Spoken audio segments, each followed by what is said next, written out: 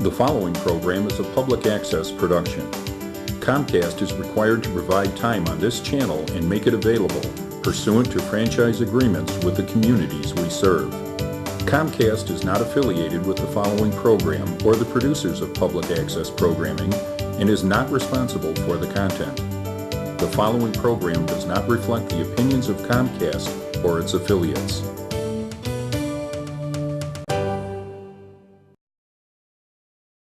Okay.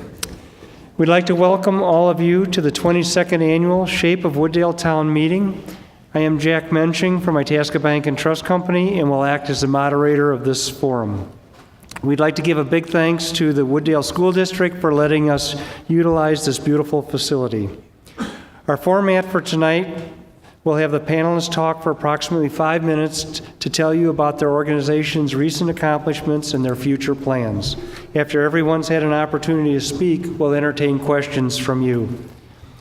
In order to speed up the question and answer period, we ask that you write out your questions and turn them in to the people who will collect them throughout the program. They'll come down the aisles. Just hold up your hand and they'll get them right away from you.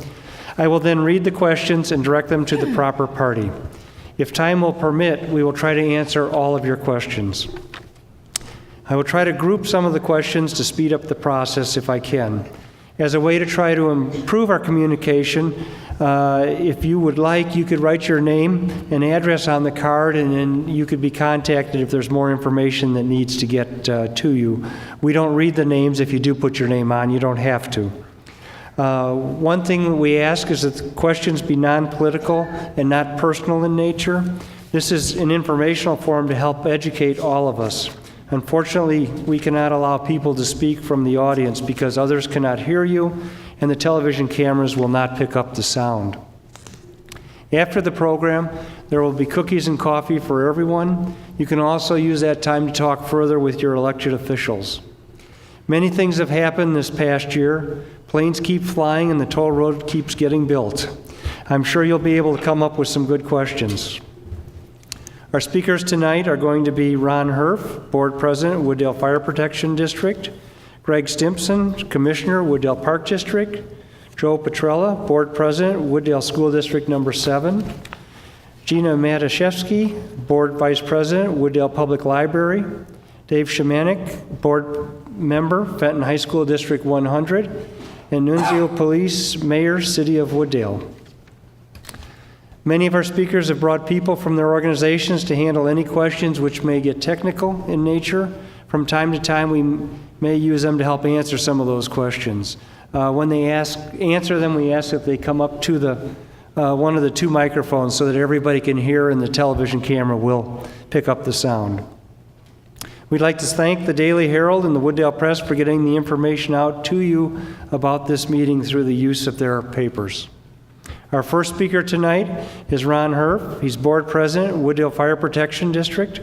He's been on the board for 9 years, been president for 3 years, and lived in town for 48 years. Ron? Thank you.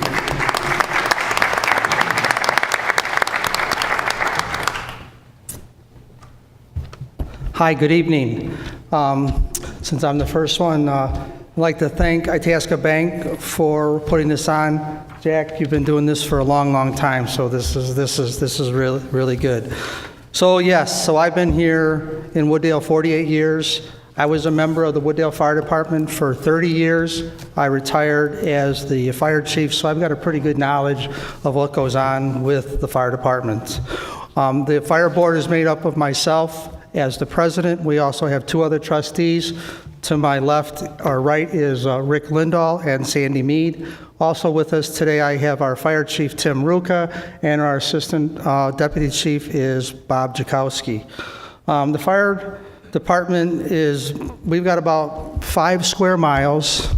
We encompass all of the city of Wooddale. We have an annual budget of about $4.7 million. We currently run approximately 2,026 fire calls and ambulance calls together per year, and of that is about 963 ambulance calls. We also, for those calls, I'm sure you've seen, the Addison ambulance go by, or maybe the Bensonville call go by, or, fire truck go by. That's because, we have 8 guys on per day. When we get multiple calls, we're kind of spread thin. So what we do is a auto aid or a mutual aid. We'll call a surrounding town in, and then those guys will come in, they'll take care of the patients, take care of the fire call, and then we're all set up until everything is all done. Additionally, with the big fire calls, we're in a system called MABUS, which is a mutual aid box alarm system, which is a statewide system. We've been a member of that for 45 years. And all of the towns within the state of Illinois all belong. I think my mic just went out. Maybe not? Okay. No? Okay. So that's that. Along with our basic calls, we also run a fire prevention bureau. We do blood pressure checks. We do CPR classes. We do open house every year. We do training in fire extinguisher use, in smoke detectors. If you need a smoke detector, please call the firehouse. We will not only give it to you for free, we will also come in and install it for you. And we also have batteries. In case the battery goes dead, we can also change those for you also. We have what they call a residential Knox box program. So it's a security key that can go on your door for the elderly, the sick or injured who are alone. If someone calls 911, we can't get in the door, this Knox box is outside the apartment, outside the door. We have a special key. Only the fire department has that key. We can access the building, go inside, and take care of whatever we need. Those are available. It's a $50 deposit, and we just ask that when the system is no longer needed. We also do educational tours. We go to the schools. We can have people come to the firehouse for tours.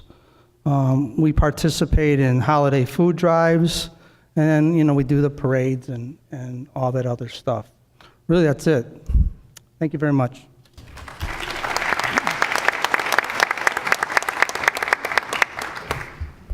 Thank you, Ron. I'm just always amazed at how many calls they do go on.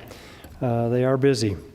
Our next speaker is Greg Stimpson. He's Commissioner, Wooddale Park District, been on the board for 1 year, been in his position for 1 year, and lived in town for 35 years. Greg?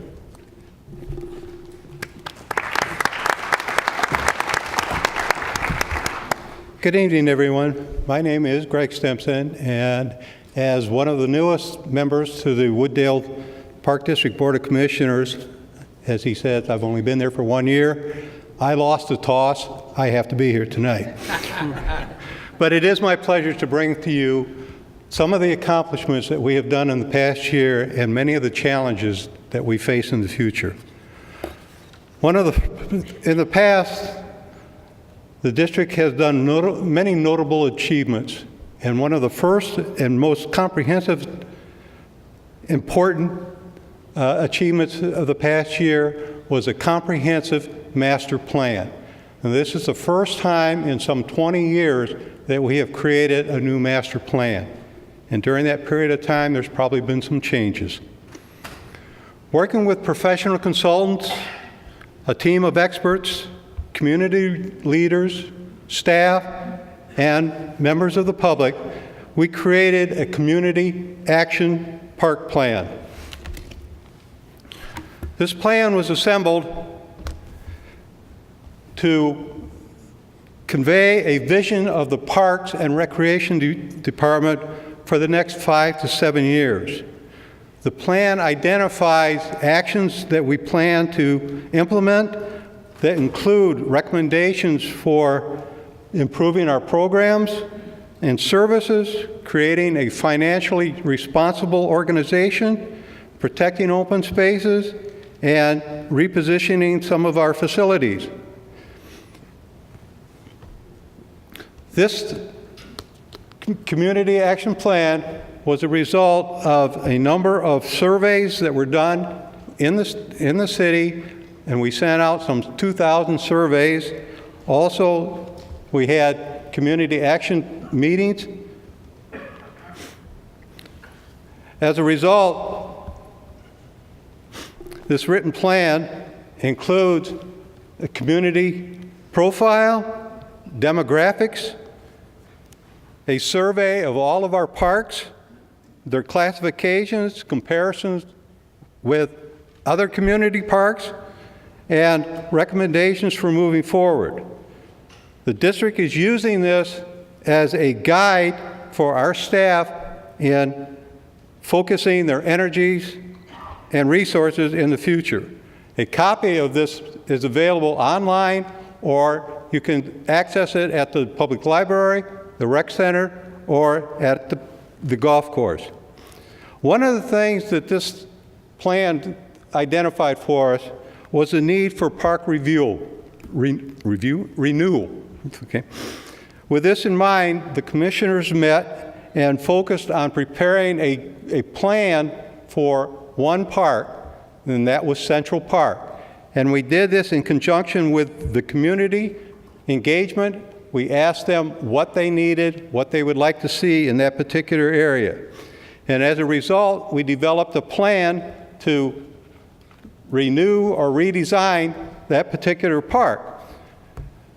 We had hoped to get a grant from the state, but as you know, the state has some problems financially, and we were unable to get a grant as they were suspended. However, we are going to continue to work on this plan. We hope to be able to implement parts of the plan as we go along and as we can afford it. We're going to do this in stages. For those of you that haven't seen our plan, this is our plan, and we can look at it later. Okay.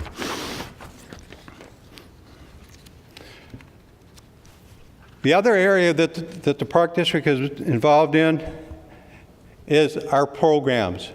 And we have over 500 programs for our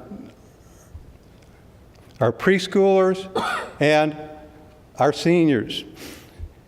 And the department is always looking for recommendations from the public, from our staff, as to what kind of programs they want to see, what kind of programs they need that best assist them in their plans and their fun.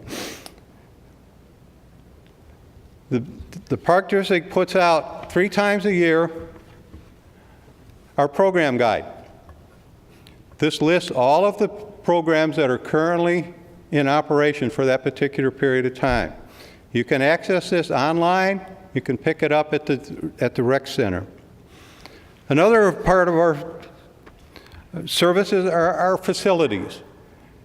And we are very proud that we have the best golf course in this area. It has been voted twice by the Daily Herald as the best of the best public golf course for this area. Our golf course provides a course for a number of junior and senior high school, junior varsity and varsity golf teams. It also provides some 30 weekly golf leagues. And some of these leagues, quite frankly, come a considerable distance to play at our golf course. The golf course also provides some 100 events a year. These are banquets, weddings.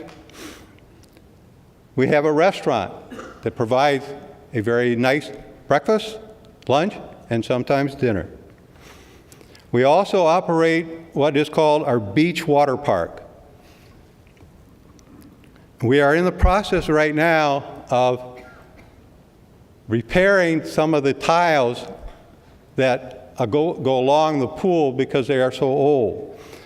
Pool safety is a high priority, and we are very pleased that our staff has been able to receive 2 exceeds in current lifeguard audits. The district is working on a branding initiative. We're kind of changing the way we want people to look at our park district. We've talked to the citizens, we've talked to the taxpayers, we've talked to the staff. We want to establish a new brand. We want to establish a new tagline. We want to establish a new logo. We have come up with a new tagline, active places, friendly faces. We hope to implement this soon. We hope to have a new logo very soon. Understand the importance of bringing the community together for fun is one of our primary concerns. A short time ago, we had a special event, the Festivaganza. Did I say that right? Festivaganza, that's close enough. Just a few weeks ago. Some of you may have attended. It was very well received, and I understand the weather was very nice. We've also provided an Easter egg hunt. We've also provided movies in the park. Next weekend, 3 days from now, we're having another special event. It's our Spook Walk over at the dog park. This will be from 5:30 till 8:30 on Saturday afternoon, and families are encouraged to come. It's a $5 admission fee. You get to walk through the forest. You get to get scared. So be prepared. In closing, I would like to just thank you for this opportunity to present our accomplishments. The future looks very promising, but we have a lot of work to do. We always welcome feedback, ideas, and suggestions, and look forward to all of you to challenge us. Thank you very much.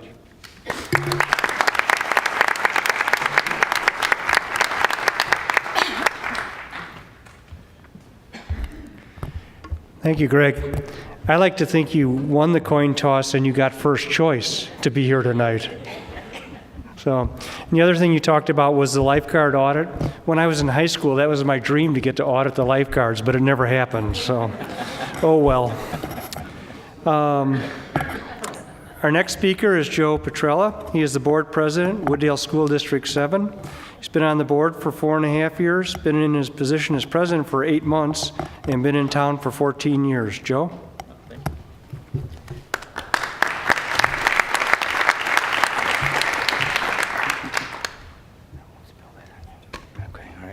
Thank you, sir. Good evening, everybody. On behalf of John Corbett and Wooddale School District 7 Board of Education, I'd like to welcome you to our Center of the Arts. As you pulled up tonight, I hope you had the opportunity to notice that there's been quite a bit of change here at the Center of Arts.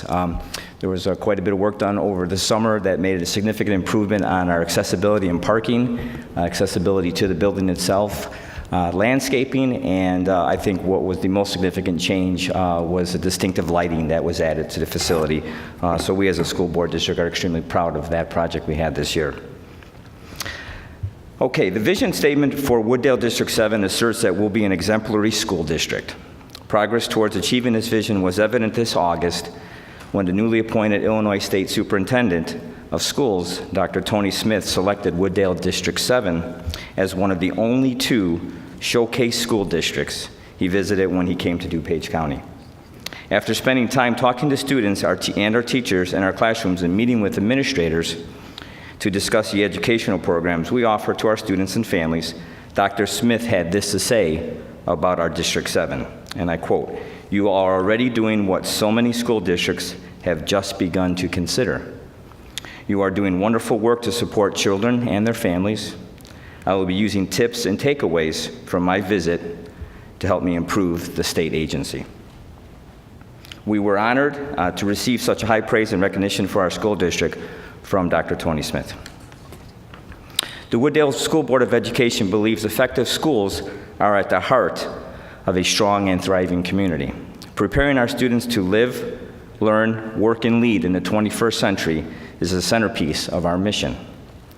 I would like to present some of the activities taking place in our school district that illustrate the Board of Education's commitment to our children that are based on our mission. The Board of Education provides intervention and educational services for children and families before they are school age through our comprehensive early childhood program. District 7 continues to offer a home-based parent education program for parents and children from birth to the age of 3. Additionally, the district offers a preschool for all preschools for all programs in the Head Start program for children 3 to 5. Altogether, we provide vital early childhood education programming to over 200 children and their families. These programs come to at virtually no cost to our local taxpayers, as they are almost exclusively paid for with grant money. District 7 annually applies and receives over $600,000 worth of grant money from the state and federal government to bring these early childhood programs to our community. The Board of Education provides students with a high-quality curriculum that has been developed locally by our own teachers and is aligned with the Common Core. We focus on creating a learning environment that will enable all students to excel in the 21st century workplace. The ability to successfully use technology will be critical to our students in the future. That is why District 7 provides their students with their own iPad or Chromebook to be used to facilitate their learning in and out of school. The use of these devices are integrated into our curriculum in a meaningful way, and while they are used by our students a great deal, we also continue to use books and other traditional materials in our classroom throughout the day. The ability to successfully work on a team is a skill that is becoming increasingly important for young people to have as they enter our workforce. To help our students develop these skills, we instruct our students in ways that frequently requires them to collaborate in work groups. To support this type of instruction, the board has committed to replacing all classroom furniture in our schools over the next 3 years. The new furniture is modular and allows for flexible seating, which is designed to facilitate open communication. Along with these furniture updates, classrooms will be repainted in bright colors to reflect a more contemporary look. Our children will live and work in a world that is fully globalized with an interconnected economy. The need to speak another language is increasingly becoming an asset, if not necessary, in the workplace. That is why District 7 is in the process of designing a dual language program for all of our students. Dual language is a form of education in which students are taught literacy and content in 2 languages. Students in a dual language program class become bilingual, biliterate, and bicultural.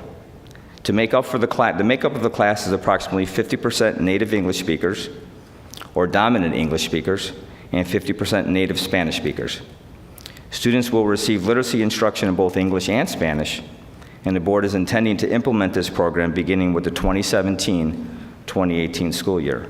For more information on our dual language program, please visit our website. Skills involving training in the areas of science, technology, engineering, and math, otherwise known as STEM, are currently and will continue to be in high demand in our workforce. In fact, the U.S. Department of Commerce is projecting that in the next 3 years alone, jobs that require STEM skills will increase by 17% compared to only 9% in the current employment sectors. District 7 recognizes the need for our students to excel in the area of STEM in order to be competitive as adults. To support our students, we have integrated STEM into both of our curriculum. Additionally, last year we opened a STEM lab at our junior high, which allows our students to have an opportunity to engage in hands-on, inquiry-based activities that support our STEM curriculum. District 7 also offers a high-quality summer school program to all of our students who are performing below grade level in reading and/or mathematics. This summer we offered Spark, which is a summer school program that provides students with the opportunity to explore real-life learning opportunities through teacher-created courses. The Spark courses were varied and included topics such as computer coding, fine arts, chess, and digital design. Some of the Spark courses even allowed our students to participate via contacts with their teachers online. The Board of Education recognizes that good government means taxing bodies should work together whenever possible to develop programs that will better serve our children and our families of Wooddale, and obviously to stretch our taxpayer dollars. District 7 continues to work collaboratively with the City of Wooddale to offer an after-school program called Choices. This program provides social services and homework support for students in grades 1 through 8. District 7 also continues to collaborate with the Park District to house their after-school programs at Westview School, allowing children to have more space for learning and recreation. We also continue to expand our relationship with the Wooddale Library. Collaborative programming currently includes student library visits, story times, on-site summer school programming, curriculum support for our teachers, and the Battle of the Books program. Our staff regularly hold articulation meetings with the staff from Fenton High School. These meetings focus on reviewing curriculum to provide students with a seamless transition between elementary and our high school. The Board of Education is committed to supporting teachers and families to ensure that our schools provide the best instruction for all of our children. Administrators and teachers continue to ensure that our curriculum and instruction are aligned with the new Common Core state standards and the next generation science standards. To support our teachers in this effort, they are provided with release time from class to write curriculum with assistance from our instructional coaches and outside consultants. The district also provides a home visit program to help improve communication and understanding between our teachers and our students' families. The district also continues to provide multiple opportunities for parents to learn how to support their students with their academic achievement. Some of these opportunities include parent education nights, PTO events, and access to parenting information online. The Board of Education has always stressed the importance of fiscal responsibility. Our consistent, conservative approach to managing finances has helped us continue to remain solvent even during these continuing difficult financial times. Our Finance Committee continues to provide oversight to manage our financial resources and to ensure we are able to maintain and improve our schools while maintaining a balanced budget. As I noted earlier today about the work we did this summer, which was our most recent capital project with the new parking lot lighting improvements that were completed this summer. Last year, our board once again was awarded the financial rating of recognition by the State Board of Education. This is the highest financial rating awarded to a school district by the State Board. In these times of rapid change, it is difficult to know exactly what the future will look like for our students and our families. Still, the District 7 Board of Education believes that we have a responsibility to educate our children for the world in which they will be going to eventually, to live and to work. While having the basics of a traditional education will always be at the core of our schools, we remain focused in the future that will require successful adults to also be well-versed in the area of technology. This unique challenge reminds me of a quote from a management expert and author named Peter Drucker, which sums it up very well, and I believe it is our responsibility to our students. The quote is, "Since we live in an age of innovation, a practical education must prepare a man for work that does not exist yet and cannot yet be clearly defined." Thank you very much.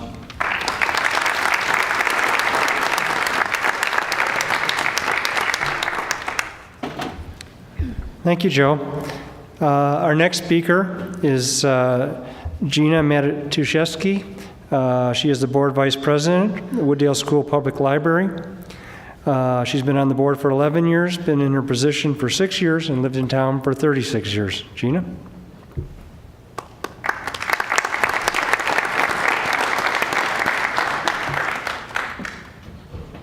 Good evening. As he said, I'm Gina Matuszewski, Vice President, the Board of Library Trustees of the Wooddale Public Library District. I'd like to thank all of you residents for coming out tonight to hear about the wonderful resources that we have in Wooddale to offer you. It's an exciting time for the library as we continue to expand programming for the community to deliver resources in multiple formats to meet your informational, cultural, educational, and recreational needs. Whether you are visiting our main facility, using one of our e-resources, which is available 24 hours a day, 7 days a week, or checking out our new mobile library, it's the library's goal to be a valued resource for library district residents of all ages. The delivery of information has always been a central part of the library's mission. The library recognizes that people desire information in a variety of ways and settings and requires the library to transform how we do services. Our mobile library, which I call the big blue bus, and I think it's the same color as my top, allows us to bring library services to local community events and to do special programming at schools and organizations. It's one example of us bringing the library closer to the residents. Special programming events include monthly visits to Holy Ghost School, providing literacy visits to students in Wooddale School District 7, and supporting after-school activities for children. The library of today is about creating a community of lifelong learners, with information taking a variety of shapes, ranging from the physical item you can hold in your hand, to downloadable to streaming. I invite you to discover our e-resource library collections. Overdrive and eRead Illinois offers access to ebooks for your iPad, your Kindle, Nook, or smartphone device. In close partnership with our local schools, students in our library district use their iPads and Chromebooks to access a variety of e-resources provided by the library to help students master Common Core goals, and students utilize Tumble Books and Scholastic products thousands of times each month. Whether it's through traditional print or electronic media, the good news is this: students are reading. Of course, we offer a wide range of electronic resources for adults. Through Gale Courses, you can take a free 6-week course offering a variety of skills. You can take one of our technology classes to learn how to use Excel, or take a 30-minute personalized one-on-one training session with our library staff and learn how to use your new computer, iPad, or mobile device. There's a wide range of resources waiting for you to discover by clicking on the e-services link on the front page of our website, which is www.wooddalelibrary.org. I'm excited to announce we will have the new Hoopla downloadable and streaming service this upcoming new year. The library's purchase of this subscription, including the purchase of the library subscription service means patrons will be able to access a wide variety of resources, including ebooks, movies, and music. Look for more details on the library's website and newsletter in the coming new year. You might be asking yourself, well, how popular are these e-resources? Last year, patrons located more than 50,000 items in our e-resource collection.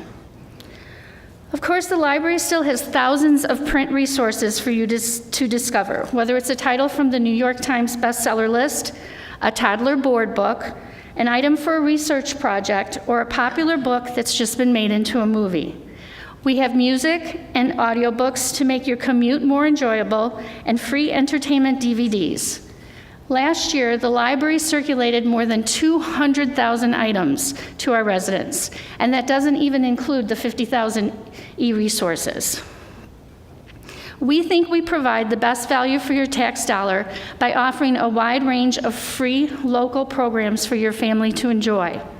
We offered a total of 696 programs last year, with a program attendance of over 16,000. Our early learning sessions help prepare our youngest patron for school readiness. Our early learning sessions help prepare our youngest patron, for school readiness. Our Thursday family entertainment night, which you have attended, are lots of fun, and they're also free. And they have many programs for families in the area. Our Wacky Wednesday on early dismissals provides an engaging program for junior high students. Of course, our Friday night specials, a special programming night, offers an amazing array of programs for our residents, ranging from cooking demonstrations to hands-on learning experiences to making flower arrangements. As for technology, our services continue to grow and expand. We currently have 3 technology labs at the library. Our adult lab is for residents age 18 and older and has 16 internet computers and a digital email scanner for public use. Our family lab has 8 computers and allows children and grown-ups to work together in a less quiet environment. We also have 4 computers in our early learning center, teaching our youngest patrons their ABCs and 1, 2, 3s. Last year, patrons utilized more than 25,000 public computer sessions at the library. I am pleased to announce we now have a 4th technology lab that patrons can essentially access in a public space anywhere. We have 10 mobile laptops at the public service desk that patrons can check out with their library card and use within the facility. These laptops can be used to access the internet, our library database services, or software that's already installed on Internet Computer Labs. If you prefer to use your own computer, we have a wireless network for your mobile computing devices and offer a printing service you can use wirelessly within the library or remotely from your home computer via the internet. We offer color and black and white printing and have a digital copier for your copying needs. You can sign up for text messaging service to receive alerts when your holds are available or for pickup or reminders when items are due. We know patrons' lives are busy, and the library is exploring ways to make the library easier for you to use. Look for our new automation library material renewing service system, which will be starting at the beginning of the calendar year. Despite all this technology, reading programs do continue to be an integral service the library provides to our residents. The library offers several book clubs to meet your reading preferences. Book Club Express meets at Target, Starbucks, and combines your love of reading and shopping. The Polish Book Club meets at the Art Gallery Cafe. Mystery Lovers and George's Book Clubs meet at the library, and each one offers titles to entice the readers. Because we understand that there's so many book clubs and so little time, our book club corner in the library features all the book club titles, so if you can't attend a book club, you can still experience the sense of community reading. Many of these print titles are also found on our ebook collection, so if you like to read with your mobile device, you can participate in that way too. Sometime, it's the library books and staff that are mobile. For the 10th year in a row, Wooddale Library staff has partnered with District 7 to provide library books and services to students attending summer school. Hundreds of books are transported to the summer school site to supplement the Media Center collection, while Wooddale librarians provide literacy instruction and STEM programming. Youth Services Library staff also does early learning program for students enrolled in ECEC, the Wooddale Park District, and other local preschools. These cooperative programs enable children to enhance their reading skills and build upon the common goals of creating a community of readers. This theme is carried through with our successful Battle of the Books program that keeps students reading throughout the year. We know it takes a community to raise a reader, so we are grateful for our partnerships as we work together to encourage literacy in our community. Together, we are able to create great programs that benefit the community, whether it's providing early literacy instruction to toddlers in preschool, assisting high school students as they gather volunteer service hours, or promoting literacy activities at community events. Be sure to check out the wonderful artworks that will be displayed in early November. It's an exhibit featuring artwork from our local students. The library is a busy place, and we continue to strive to provide valued and relevant services to our residents.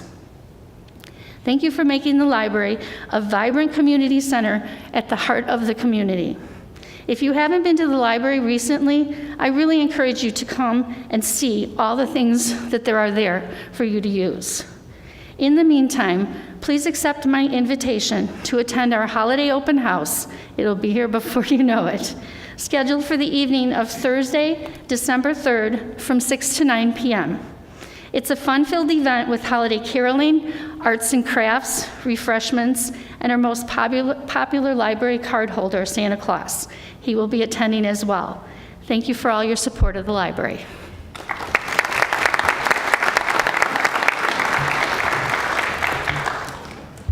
Thank you, Gina.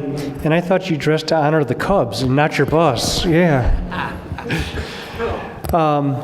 We need some more questions for everybody but the mayor.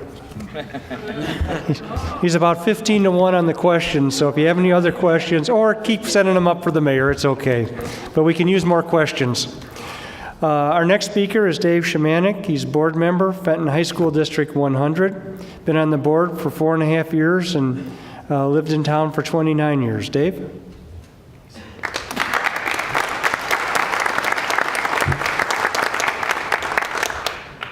Hello, everyone. Thanks for coming out. Thanks for Itasca Bank hosting this. It's my pleasure to be here tonight to represent Fenton High School. I've been a resident of Wooddale for 29 years, along with my wife, Patricia. We have 3 Fenton alumni. I've served as a board member, as he says, in the past as a vice president and president, and back on the board after being appointed this February. One of the things that our board is, it seems to be very dynamic these days. Our goal is to provide best possible education for each and every Fenton student. A couple of people that are here today that contribute to that and that might assist me if you give me any questions to answer. Kathy Pierce, Dr. Kathy Pierce is our superintendent. Dr. Jill Kingsfield is our director of curriculum. James Antanko is our principal, and Terry Wood is our PR public relations person that's out in the back. This year we've had, one of our themes that we've run into this year is change. Our board has changed. We've had different things that have been going on.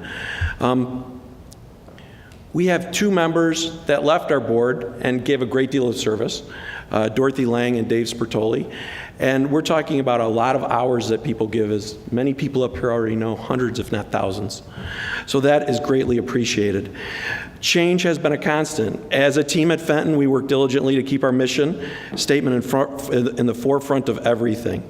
Our mission is to educate and inspire each student to reach his or her fullest potential as a productive, lifelong learner and a responsible, respectable person by providing a comprehensive, challenging quality learning experience in a supportive environment. We have a lot to celebrate at Fenton. Last spring, Fenton was named to the U.S. News and World Report as the best high schools list. We ranked 80 out of 760. This distinction put Fenton High School in the top 10% of the schools nationwide. Last year's class, 658 students achieved honor roll or high honor roll student status, and 205 Fenton students took AP or advanced placement exams. We know that when you accelerate in AP, advanced placement courses, it's a predictor for college success. As a matter of fact, just one AP course can boost college performance by 30%. Outside the classroom, you know, there's many things going on. The school is always busy. Last year we had over 100 students qualifying for state competitions in after-school activities, athletics. A few of the highlights, we had regional championships for boys and girls in cross country, sectional championships for the wrestling team. Our dance floors ranked 8th in the state for competitive dance. Individual IHSA state rankings for both wrestling and speech. And last March, our Special Olympics co-ed basketball team won the high school Division V state championship, and that's very near and dear to my heart. Fenton students spend a lot of time volunteering. Every Fenton student must complete 25 hours of community service as part of a graduation requirement. Most students exceed our expectations. For example, we expect the class of 2015 as a whole should have completed about 8,500 hours as a baseline. Instead, the class of 2015 will leave a legacy of completing over 22,000 hours of community service, setting a new record.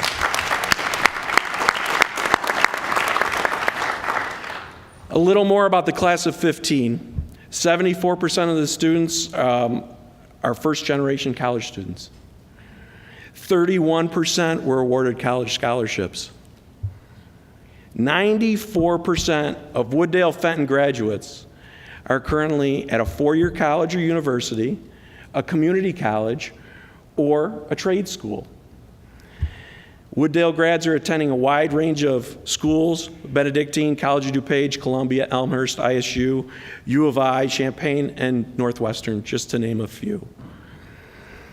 Let's talk about now, what's going on now with 2016. Our current student population, we have 1,488 students, and 550 are here from Wooddale. We have a rich blend.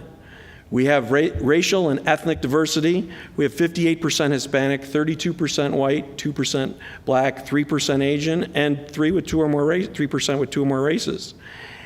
Over 54% of our students qualify for our free and reduced lunch program, and about 20 languages are spoken in our homes and at school.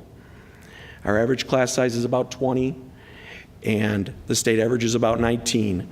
Our average ACT score is about 19.7. What does that say to me? That says it's diversity. We represent the real world. The real world is diverse, very diverse. It is a time of change at Fenton. I'm sure most of you, if you've driven by Fenton campus, you've noticed the transformation that's taking place with our construction process. The last major construction was completed in the summer of 1976. I was in middle school.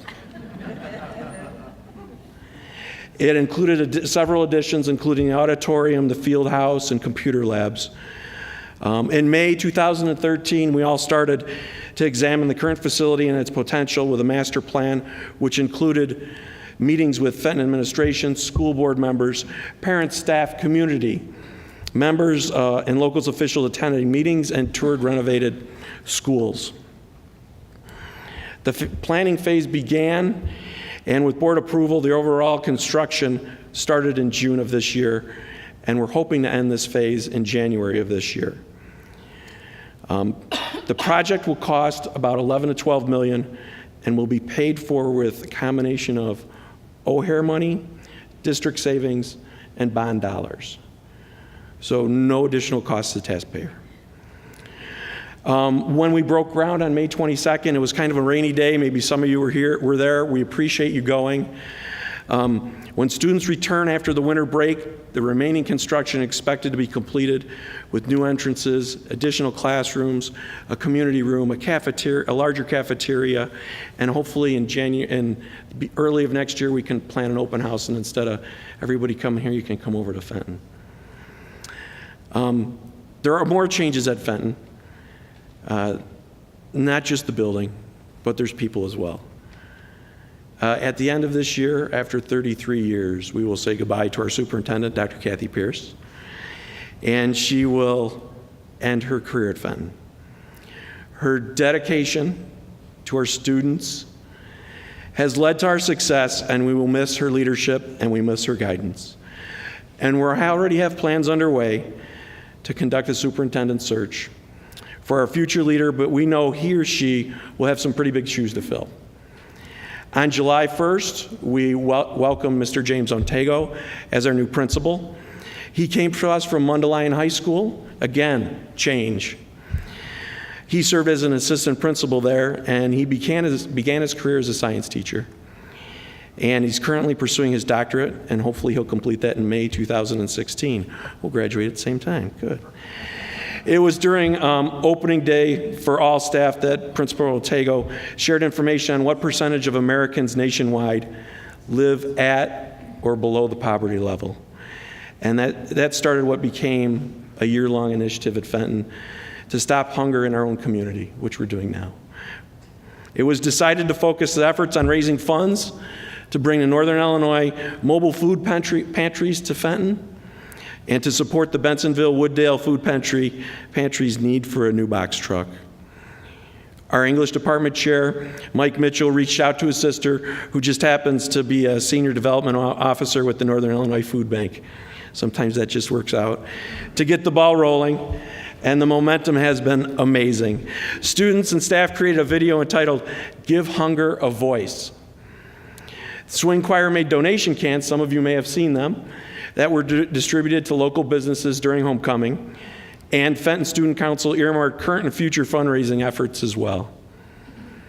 Information from the Northern Illinois Food Pantry was sent to staff, and within a few days, Applied Technology, Business, Family, and Consumer Sciences, Arts and Music staff members all pooled their resources to have a Northern Illinois Food Pantry visit Fenton and distribute food on September 29th.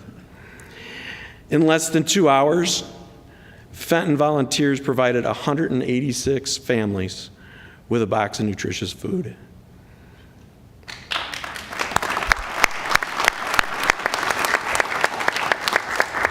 In less than a month, additional Northern Illinois mobile food pantries have been funded by Fenton staff and students. The Fenton Student Council will sponsor a mobile food pantry on December 15th from 4:30 p.m. to 6:30 p.m. This year, one of the major focuses within the school is equity. We understand that some students need more interventions and resources than other students. For many years, equity has been the norm of education, with student A receiving the same as student B. Unfortunately, equity in education has not narrowed the achievement and access gaps. In recent years, the gap has widened. A better framework is equity. Equity means to accept children where they are academically, social, emotionally, and provide the resources that they need to succeed. We are very excited to announce that Fenton has been selected one of the 120 schools to participate in the Equal Opportunity Schools project. Fenton's acceptance was based in part by past successes with the Advanced Placement Program and commitment to ensuring that underrepresented students have equal access to rigorous high school courses. This is a matching fund grant program, and Fenton will utilize Title I funds to pay our portion. And the goal of the program is to increase enrollment in advanced placement programs from underrepresented groups. Close that gap. Equal Opportunity Schools is a nonprofit organization with funding partnerships that include Google, Harvard University, Bill and Melinda Gates Foundation. The Equal Opportunity Schools partnered with the Jack Cook Foundation to help low-income students of color reach advanced levels of academic achievement. We continue to work on one-to-one school with every Fenton student receiving a Chromebook computer as a freshman and keeping it until they graduate. One of the really wild facts I heard the other day is if you have an 8-year-old, they have pretty much grown up with an iPad. Laptops are out the door. Desktop is archaic. It was very interesting to hear. Fenton was recently selected to participate in the Google Expeditions program, which will involve a Google team visiting Fenton to deliver and teach our staff how to use this interactive program. Using the Chromebooks, teachers will guide students wearing virtual reality viewers to see things they're learning about in the classroom. Joe mentioned it. Things are changing, right? Younger generations are teaching older generations. This is the only time in the American history that you've had that. Think about it. For the second year in a row, Fenton will participate in the Hour of Code. It's a global movement to showcase the importance of computer science by offering tutorials that students complete using their Fenton Chromebooks. This is a lot of information packed into 5, 6, 7 minutes, whatever I took up. I encourage you to follow Fenton on Facebook, Twitter, YouTube. You can go online to our website. You can get an e-newsletter. Keep connected to Fenton. There's so many things going on every single day. This isn't my high school. This is our high school, and these are our kids. Go Bison. Go Bison.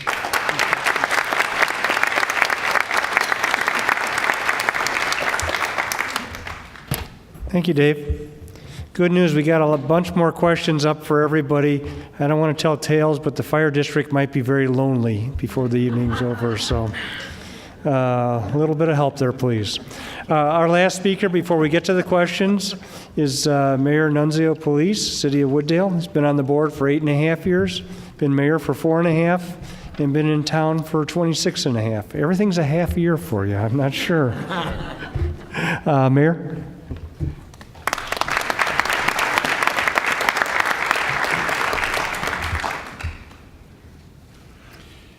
Good evening, everyone. I'd like to thank all residents for coming out this evening, showing an interest in your community. I'd also like to thank Itasca Bank and their entire staff for hosting this event and helping out this evening. And of course, round of applause for Jack Mensching for being our moderator this evening. I'd also like to recognize some of the council members that are here in attendance this evening. From Ward 1, Alderman Peter Jacob. From Ward 2, Arthur Woods. From Ward 3, Anthony Catalano and Sonny Sorrentino. And from Ward 4, Eugene Wesley. Also in attendance is the clerk, Shirley Siebert, our treasurer, Sandra Porch, and we also have our city staff in attendance, City Manager Jeffrey Murmas, Police Chief Greg Vesta, Finance Director Brad Wilson, Public Works Director Matt York, and Community Development Director Ed Cage. I think I've got everyone. This evening, I would like to give an outline of what is taking place in our community at this time, starting with some of the construction projects. The wastewater treatment plant is now fully operational and functioning. All that is left is a few aesthetic items in front, trees, bushes, things like that, and we will be adding to the memorial with some military medallions at some point.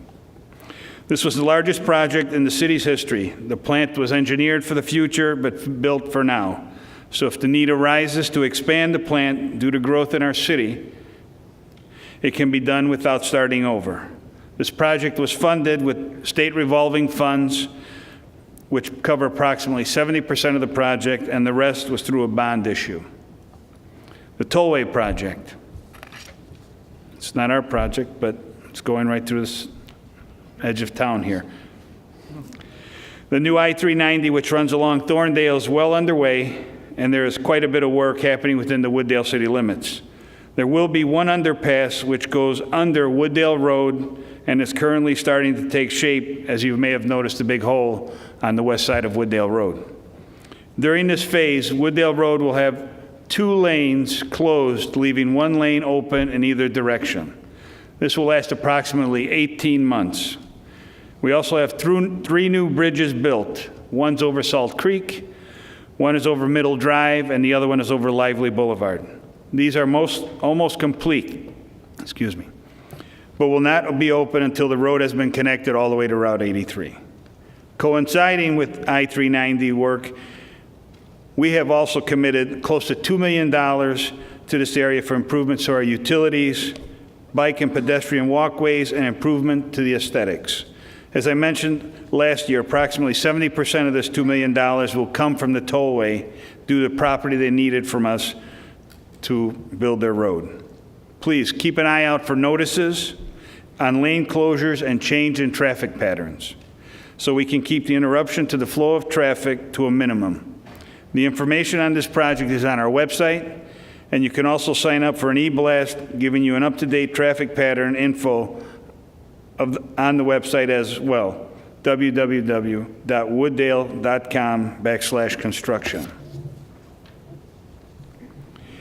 Wooddale Road and Irving Park safety improvements. This project is finally underway and should be complete late fall 2016. This project was to be funded mostly with federal grant money and a slight match from the city. Unfortunately, when the bids came in, they were higher than first anticipated. Approximately $2.4 million more was needed. Most of this increase was due to the higher costs in concrete and steel, as well as an increase in construction work courtesy of the tollway, leaving fewer contractors to bid. The total cost of this project is $13,570,000. Next, some of the concerns. We'll start with the train noise. I know everybody's anxious about the planes.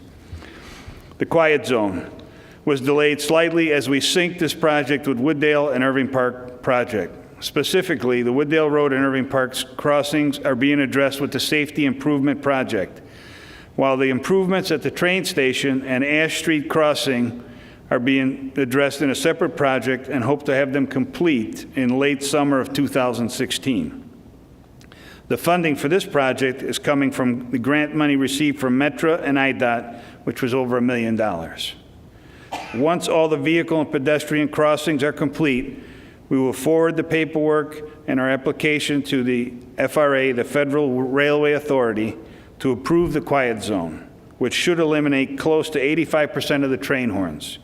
Our hope is to have this in place by late 2016 or early 2017. I know there's a little delay in this, I'm sorry. Airport noise. Ever since the extension of runway 10 left and the opening of 10 Center, Wooddale has seen a huge increase in flights overhead, as well as a change in altitude in which they fly. We are doing all we can, but we still need your help. It is very important for residents to continue to call and complain about the noise to the O'Hare Noise Hotline. The number is 1-800-435-9563. You can also submit a complaint online at www.o'harenoise.org, and this is on our website. I know a lot of people say it takes 10 minutes to call. Please take the time. We are also members of the SOC, Suburban O'Hare Commission, which is made up of 11 communities. We have hired 2 groups of experts to help our cause. One is JDA, which will help us with operational issues and possible suggestions to improve the situation. The other one is LGN, which handles more advocacies to help possible changes in law or funding. Their analysis will help provide us with a clear message that we wish to convey to the CDA and the FAA in order to minimize the noise. Wooddale is still a member of ONCC, which is the O'Hare Noise Compatibility Commission. This is an organization which collects the data from the noise monitors and handles the sound insulation program. In this forum, we continue to voice our displeasure about how the airport operates. We continue to work with members of Congress as well as state legislators to assist us in putting pressure on the FAA and CDA to come up with a resolution. Regarding the FAA, you may have attended one of the 4 public hearings and voiced your concerns as well as your frustrations. These hearings were very well attended. The FAA is also conducting a survey regarding 65 DNL. They have picked 20 random airports and sent out a survey to see if they need to make changes to the DNL. We do not know which airports are being surveyed. I'm hoping that O'Hare is one of them, but I'm willing to bet not. At the state level, there was some legislation passed. One of the bills would allow O'Hare to keep 10 runways. This was in order to keep the diagonal runways open as an option. But as we all know, one of those runways has already been decommissioned, and the other one is set to be commissioned, and I believe in about 4 to 5 years. We are still members of the citizen group FAIR, which is working on a fair allocation of runways. Also, we've had a lot of complaints about residents having soot on their roof and things like that. We did have the IEPA come out and look at a couple of the homes to see what this black soot was on your roofs and windowsills. This took almost 6 months of emails and phone calls for them to finally come out. When they finally came out, their answer was, it's a common algae that grows under favorable circumstances on stone and is commonly found on roofs. The city was not satisfied with that answer, so we went out and hired our own testing group. The city hired an independent firm, which we have worked with in the past, to test 3 areas and see if indeed it is common algae. Just yesterday, we received the results. They did concur with the IEPA. Two of them tested negative, and the other one was just a common algae. Regarding the new runway, which opened last week, we won't know the real impact to our community until we see how they actually intend to use it. What they say is not always what takes place. Next, cost of water and sewer. Water and sewer rates continue to be a concern. In the past 5 years, we were raised by the City of Chicago and the DuPage Water Commission a total of $2.66 per 1,000 gallons.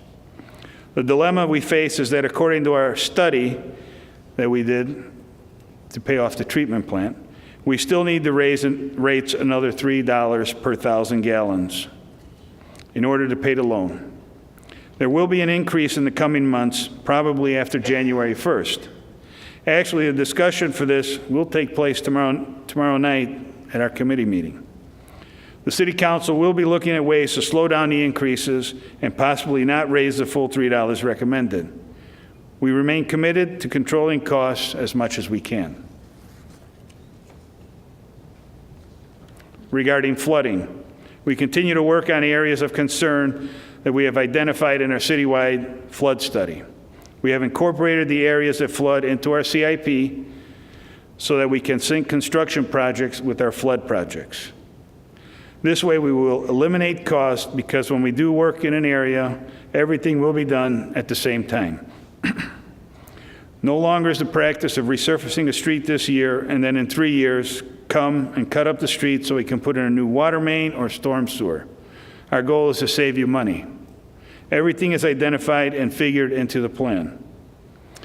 The Busse Wood Dam project will finally be completed around the end of November. Just yesterday, we found out that the first gate is up and operational. The second gate should be done right around the end of November. Once this is complete, good news for us, DuPage County will be operating our reservoir gates 6 inches earlier than it does now. This will also provide some relief.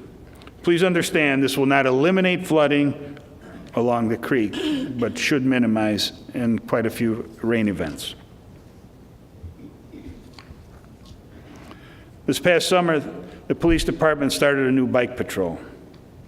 Started in late May with the purchase of 2 bicycles and was manned by 4 officers. The officers are deployed on days when manpower allows and when weather is cooperative. The program does not use any overtime hours to staff the unit. The goal of the unit is to patrol all areas of town and make contacts with residents and businesses. In addition, being able to monitor problematic areas in an effective manner. It has greatly enhanced our outreach efforts to the residents. Since June, we have logged over 40 hours of bike patrol throughout town and have made well over 300 personal contacts with residents. We also took part in a number of community events, including appearances with the library bookmobile and the first Bike with the Cop. In addition, officers handed out free Slurpee coupons to children, especially those that were wearing helmets while biking. The program has enhanced our community policing efforts and will be continued in 2016 as manpower allows.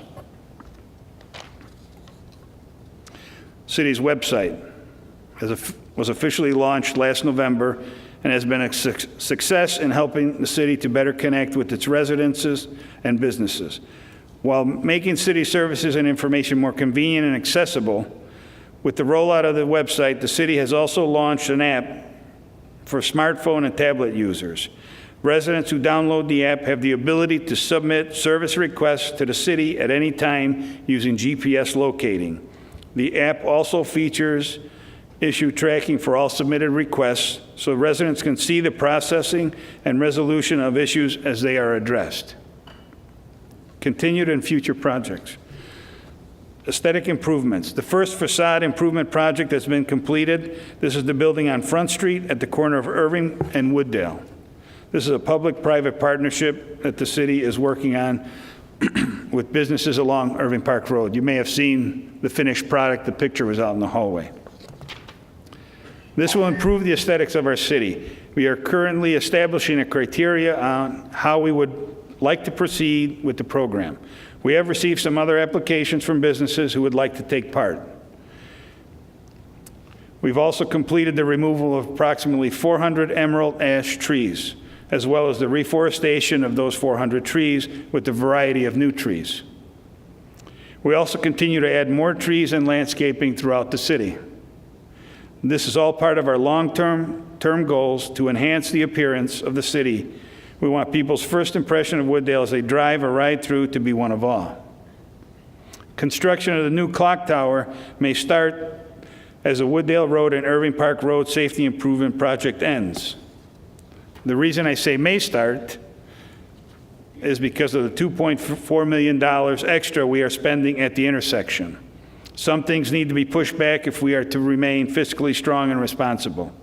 We did receive some good news. A grant has been secured specifically for the clock tower, approximately $490,000. That would finance the majority of the project, with the balance of the money possibly coming from gaming revenue. The final decision will come once the bids have come in. The city's approach to projects, every year we have a process on how projects take place. First, we start with strategic planning. That'll be coming up in a few weeks, where we discuss what we would like to see happening over the next few years. Then we formulate a 5-year CIP, capital improvement plan. The CIP is what helps us prioritize projects in all areas such as our roads, sewer and water lines, address flooding, maintenance of all city buildings, vehicles, and of course, aesthetic enhancements throughout the city. Lastly, we pass a budget. Here, we incorporate all projects that need to be done, always remaining financially sound. Regarding our finances, Wooddale still has approximately 9 months in cash reserves. Our financial policy states that our goal is never to fall below 6 months of cash reserves.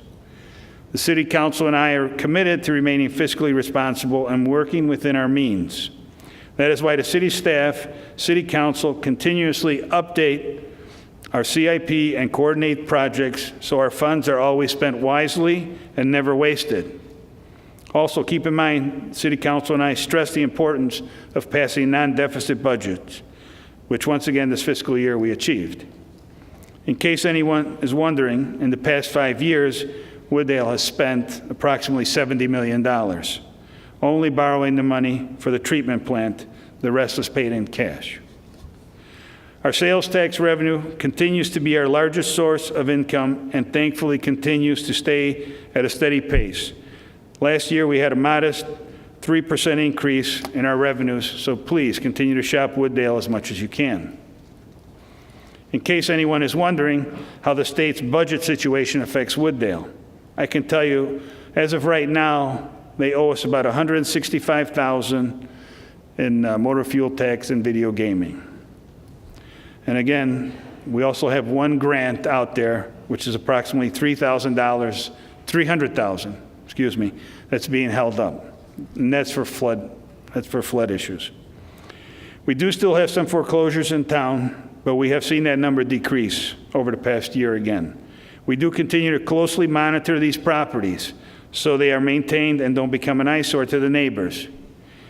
If you have a house near you that has just been vacated, please call our community development office so we can add it to our list of homes that need to be kept an eye on. The industrial park still continues to be 92% occupied, and our staff still continues to keep a good working relationship with the business community. In conclusion, goals for Wooddale: keeping our streets safe, remain fiscally strong, financially responsible, continue to update and improve city infrastructure, buildings, and equipment, improve areas that continually flood as to minimize damage, enhance the appearance of our city, continue to work with our neighboring communities so we can deliver a unified message on what we would like done to minimize or eliminate airplane noise. The most important thing is to continue to provide excellent service to the residents through the hard work of our staff and employees, whether it's having a police presence, repairing a broken water main, trimming a tree, snow plowing, or just making sure the garbage is picked up. If any resident ever has any questions, always feel free to call any one of the city council members or myself, as well as city staff. Our phone numbers and emails are on the city website. Thank you again for coming out, and enjoy the rest of the week.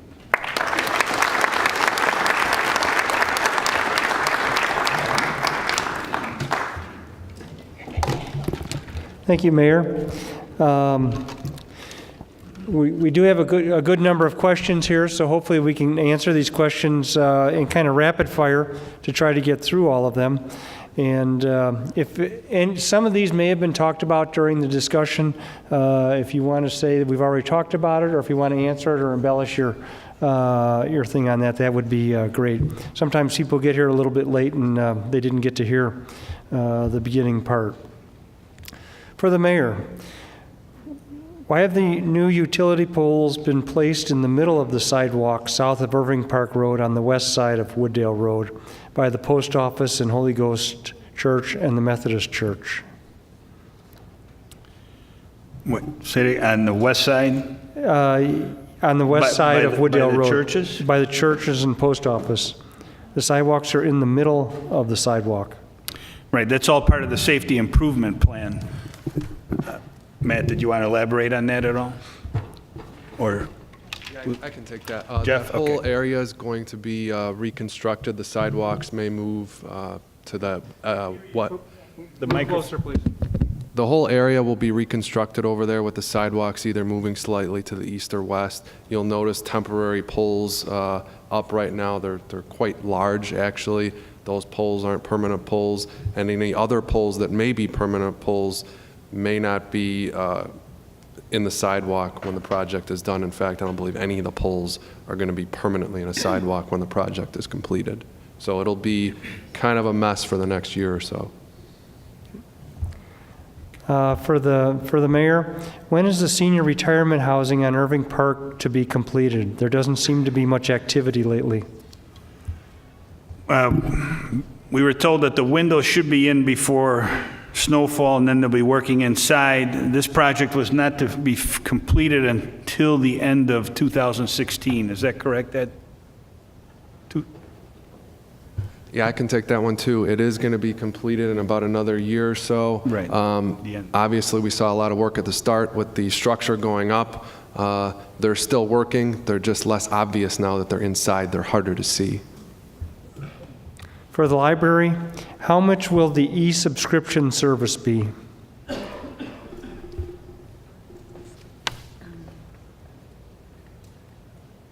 For Yep.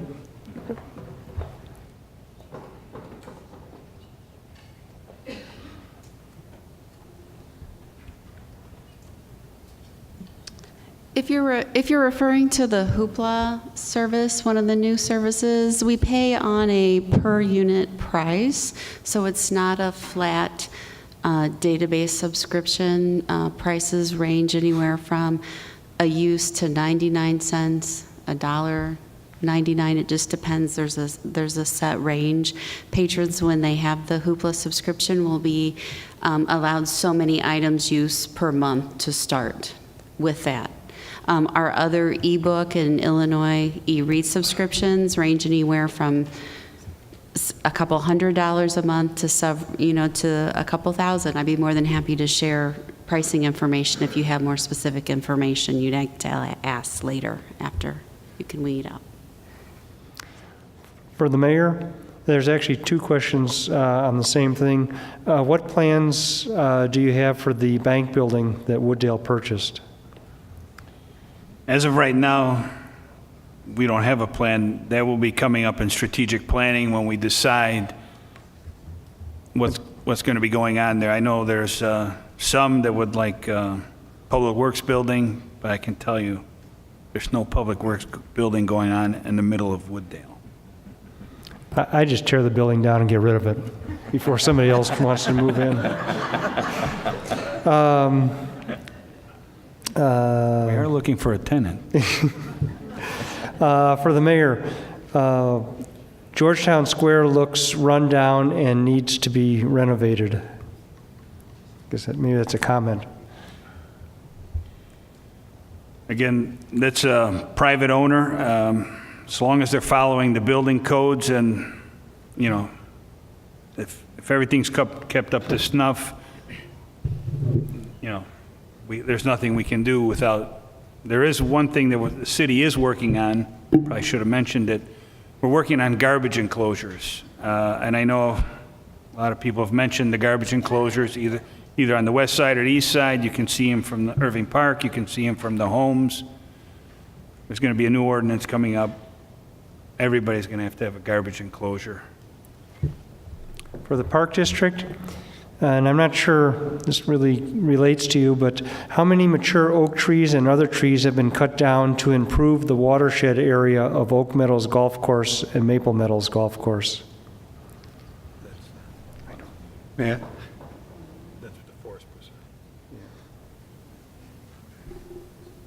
not to disappoint, but that's Forest Preserve property, so I can't answer that question because I don't know. The DuPage County Forest Preserve would be the one to contact.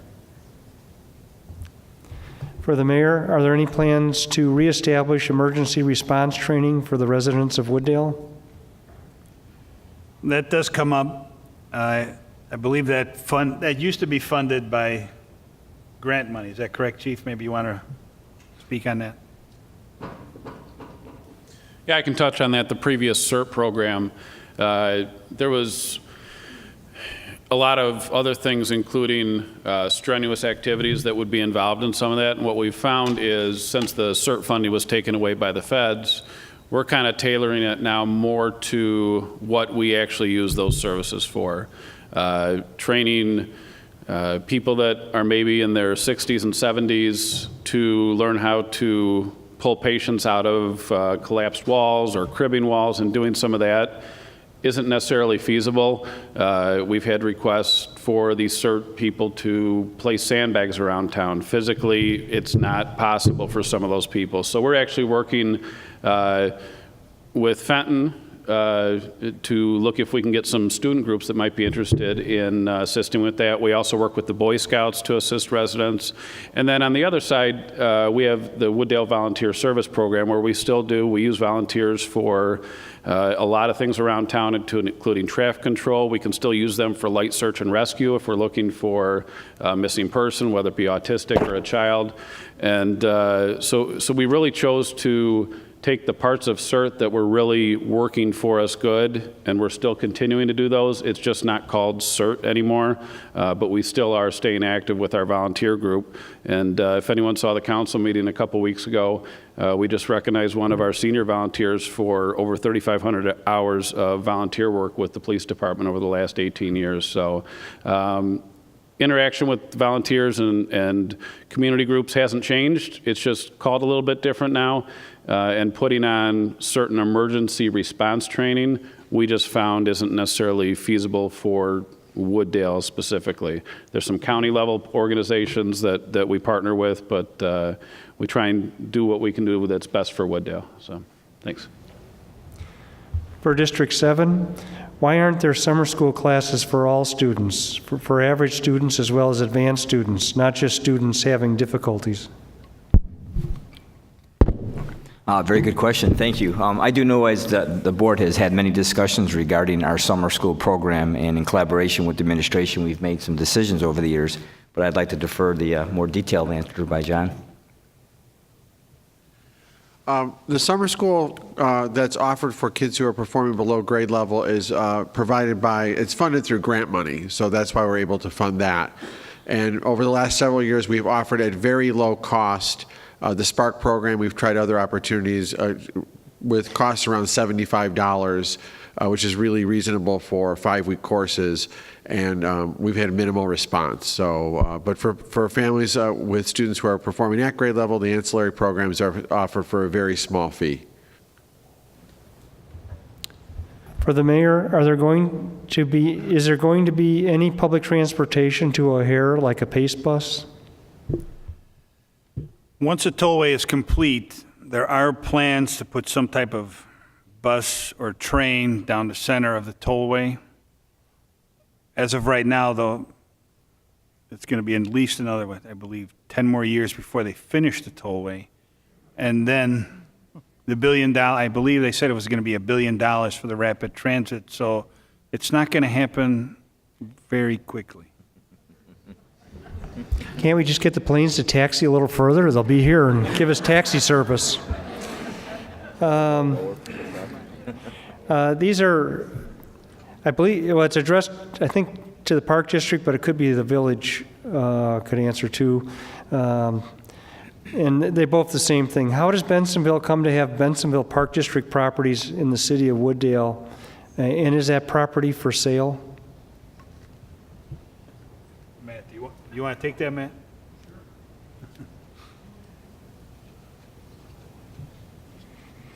Our jurisdictional boundaries are not coterminous with the city. It's just how things have evolved over the years. So it's obviously puzzling, but there are parks that are obviously located, in Wooddale that are Bensonville and vice versa. I believe the park that is on Wooddale Road, that's right on the edge, that Bensonville owns was purchased through the O'Hare project, and I've not heard what their long-term plan for that is. I don't think they have a plan for it, but it's not unusual for district boundaries to not necessarily build coterminous. In this case, they're not. I think, isn't the golf course in Itasca? I think so. The golf course, the Salt Creek Golf Course? Yeah. For the most part, it's in Itasca, but we are annexing part of the new part into Wooddale, or the process has already started for that. So we should get free golf there from Itasca. Oh well. District 7, would you please explain what you mean by native Spanish speakers? Oh, very good question. I would like to obviously defer that to John, yeah. Native Spanish speakers are students whose first language is Spanish, so kids who are raised in households where they're taught Spanish from birth. For the library, has the library considered starting a movie club discussion group? Yvonne?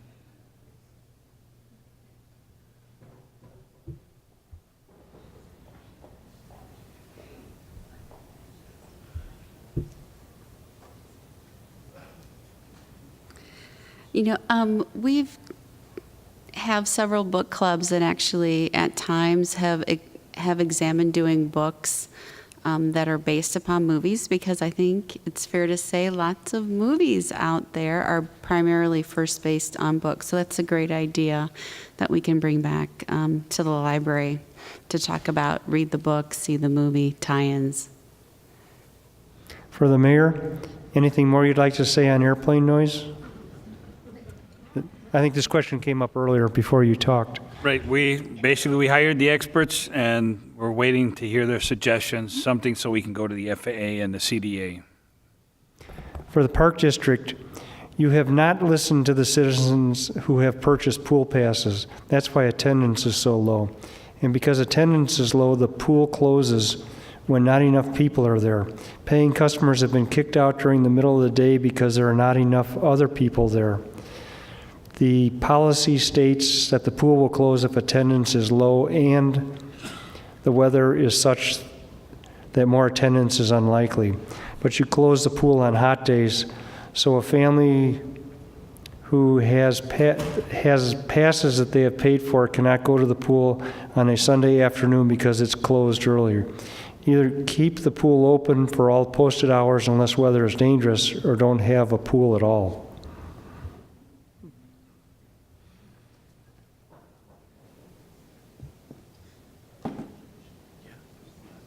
A lot to that question.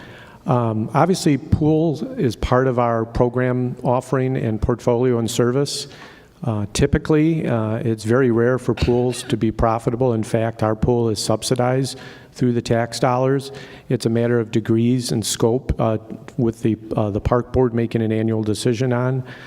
We're constantly reevaluating our schedule and our offering for the pool. We know that our pool doesn't have the draw that some of the other area pools because of its age and size. This year we're looking at making some hour changes and configuration changes in our schedule, and we continue to want to hear that feedback, so we'll take that under advisement.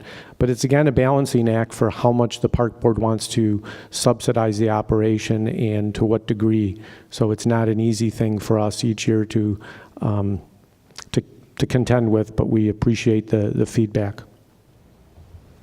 The mayor has a follow-up on the airport noise. Something I forgot to mention was we are working on a meeting with the FAA. Could possibly be here.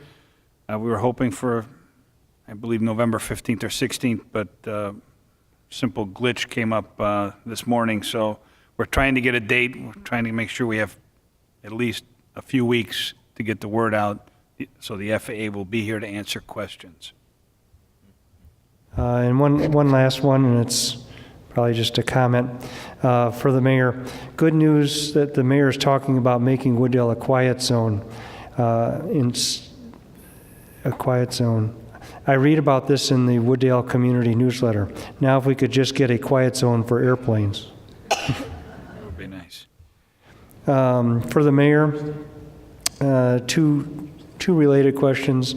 Why was National Night Out canceled this year? It would have provided an excellent opportunity to discuss to city residents how to respond to severe weather and what lessons were learned on how to prevent weather-related injuries.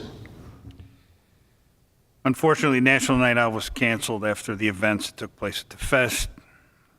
We can't speak about those events, but again, our hearts and prayers go out to the family who lost a loved one. District 7, what is the STEM project you referred to? People were listening to you. They were, weren't they? Yeah. Well, STEM project is basically a program that we utilize to provide our students much more education around science, technology, and math. But obviously, I think I can refer to John or Mary Beth to speak more eloquently about it. So as Mr. Petrella said in his speech, STEM, which is science, technology, engineering, and math, are new standards that are integrated into the next generation science standards. And lots of schools are trying to pay a little bit more attention to those areas to prepare kids for jobs in those areas in the future. At District 7, we have been working on the engineering practices in the next generation science standards. We also at the junior high opened up a STEM lab, which is the students in the junior high in 6th, 7th, and 8th grade cycle through there.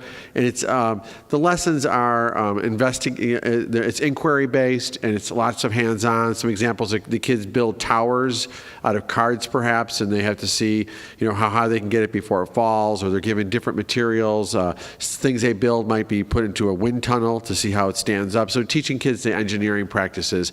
If you go online to our district website under the Learning tab, we have actually all our curriculums on there, but we also have the engineering, the STEM curriculum for the junior highs on there as well for you to review. And if you have any questions about it, you can certainly call Dr. Caderna at the district office. You might want to stay there a second. This person wasn't listening. This person was reading about the school District 7. Given the article in today's Daily Herald showing how school districts are overcharging for transportation, then diverting the difference to other funds, it shows school District 7 overcharged by almost 40% or $318,000. Can you explain? I didn't see the article, so I can't respond to that without knowing more details about it. But if the person who gave the call, if they'd like to, or who put in the question, if they'd like to call us tomorrow, we'd be happy to look at it. For the mayor, and there's a few questions regarding the update on the Irving Park Road. The railroad tracks are very smooth now, not bumpy like it used to be. And what are we doing with the intersection? Traffic is terrible. Anything more on Irving and Wooddale Road? As far as the safety improvements, that project's going to continue, and it will not be completed till late next year. There was some question as to if they're going to start ripping the road, if they're going to have time to redo one of the lanes, add the safety lane or something, and I'm not sure if we have an update. Matt, would you know? Because I know they said IDOT did not want Irving Park shut down to only 2 lanes for the winter, so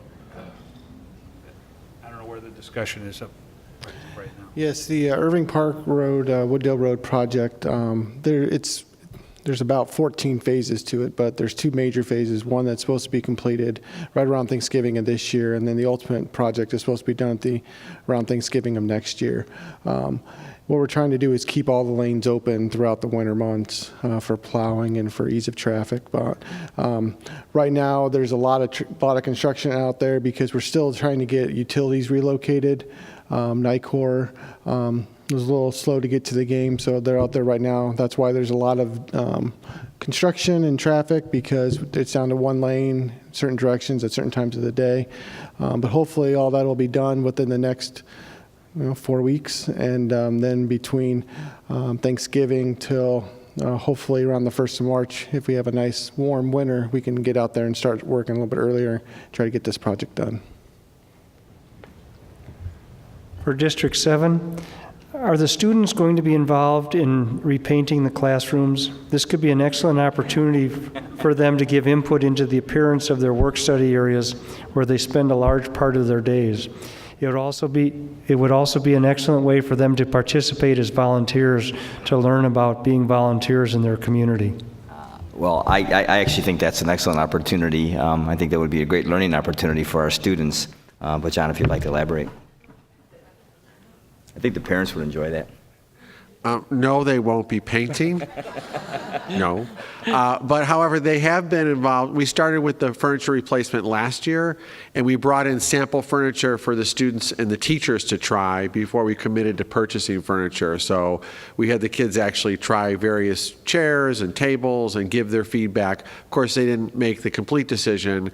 The decision was made in conjunction with the teachers as well. But yeah, the students did have input in that. So far, we've only painted one classroom. We did let the teacher pick the paint because it was done over the summer, but we could certainly, we want to use a bunch of different colors, so we could certainly look into inviting the students to participate in choosing the colors as well. But I can say unequivocally they will not be painting. Okay, then we won't have any child labor law questions next year. Okay. This is really more of a comment for the village. I must compliment the author of the article on the Wetlands and Stormwater Committee in the latest edition of the Wooddale Community Newsletter. It was very informative. Keep up the good work. For the mayor, when is Thorndale Road and Wooddale Road going to be finished? Did you say 10 years before? Thorndale and Wooddale Road, like I said, it's going to take approximately 18 months to get that underpass all the way through. So I believe it's already at 2 lanes, and it'll remain that way until the end of next year or more. A follow-up on that, about that area. Will people driving north on Central Road or north on Sievert Road be able to access Thorndale, and how? This is an industrial area. Well, Lively's still going to be open, and so you can go under Lively, and Middle Drive will be open, and 83, Wooddale Road, and then Prospect. But Thorndale is not going to be a through street anymore.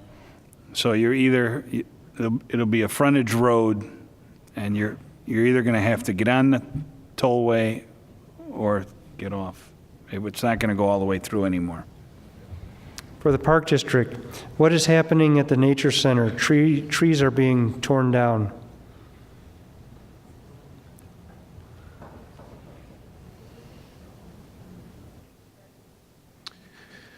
The park has a number of trees, as you know, it's very forested, so we're constantly evaluating our tree inventory. If we find trees are diseased, dying, or dead, we remove them, or if they're a safety concern. We also will remove trees if they're non-Illinois invasive species, and buckthorn and things of that nature is something that we're doing as well. But mostly it's a safety-related thing. And some of the trees in the dog park area, for example. We've been doing some tree removal recently because of our scare walk this weekend and just making sure the trail is as safe as possible. So these are all proactive measures. If you need help on cutting down that buckthorn, see my brother up there. He's been cutting buckthorn down for a year, I think. So I'm sure he would like to get some volunteer hours in. Right, Jim? And I think we've covered this for the mayor. What is being done along the sidewalks on Irving Park Road, the north side, just west of Wooddale Road? Oh, right now, I believe that's the utilities being moved. Is that correct, Matt? Yes. For the village. Crossing mechanism by crosswalk in front of City Hall is operated by a button which activates flashing warning lights. Most drivers don't know that they are to stop at these lights when activated and let pedestrians cross on Wooddale Road. Why weren't these particular crosswalk lights designed like the ones at Wooddale Road and Foster, or Wooddale Road and Irving Park, for example? Chief, would you like to answer that? I would take it that. Yeah, I don't know all the specifics. This was a county improvement project that they did some improvements on Wooddale Road. They redid the school zone lights down in front of Oak Brook School. They redid work on Addison Road to improve all those intersections. It's a button that, yeah, a pedestrian comes up and they activate it, and drivers, they need to yield to pedestrians when they're doing that. If there's occasion that they aren't doing that, that's someplace we could send our officers to kind of keep an eye on that. From what I've seen, I haven't seen a lot of people using that. I think people, it's kind of still new to them and realizing it's there, but certainly we can have our officers keep an eye out there, and if they see violations, then we'll work to educate the public. So, thanks. For the mayor, Addison no longer allows non-residents to use their recycling facility. Where can we drop off TVs and electronics in Wooddale? I know ours is down because of the treatment plant was being built. Matt or Jeff, can you guys respond? Yeah, the mayor's correct. The city did have an electronic recycling drop-off at our 269 Irving building, the treatment plant. Because of the construction, we had to temporarily stop that program. The construction is wrapping up now. We're trying to figure out how we can reinstitute the program.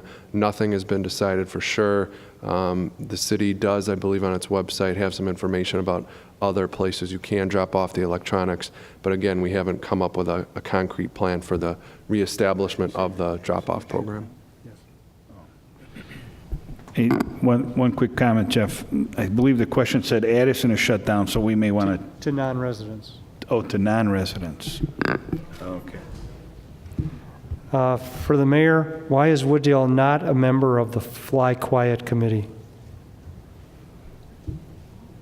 Wooddale is a member of, you're talking about FAIR, I would imagine. We are members. It says Fly Quiet Committee. Well, we're members of FAIR, and actually 2 of our residents are even in the leadership of FAIR. It's a fair answer.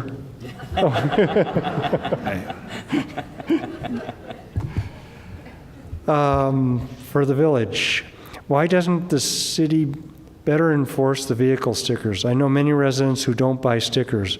It's not fair. We're back to fair. It's not fair for those who do. Who wants to handle that one, Brad or the chief? I'll take the first stab, and then I'm sure the finance director was looking to talk, so I'll let him touch. But I know actually the compliance rates, we've looked at those in the past.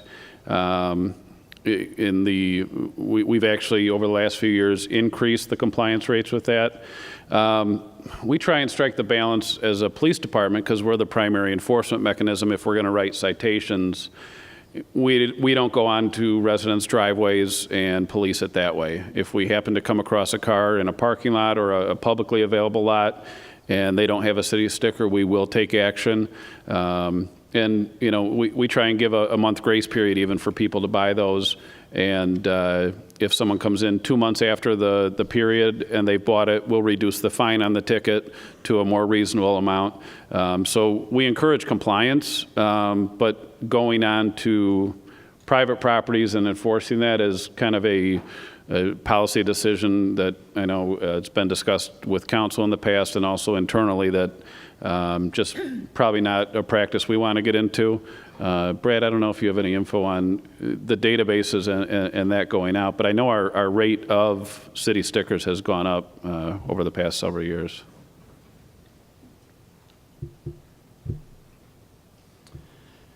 Yeah, correct. So we have tried to bump that up due to the high number of complaints about that. Your neighbor doesn't have one, they do. But to Chief's point, they're not going to go on private property and write somebody a citation. So there is some limitations there, as well as our database is only as good as the people coming in to kind of self-report, self-monitor their stickers. So a new resident comes in, it's in the new resident handbook that they're supposed to come in and get a sticker. We do wash that data against the utility billing file every year.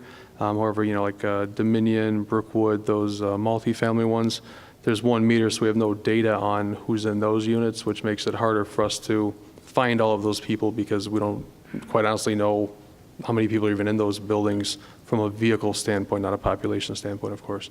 So there's a couple of limitations to that, as well as the private property issues that the police department runs into.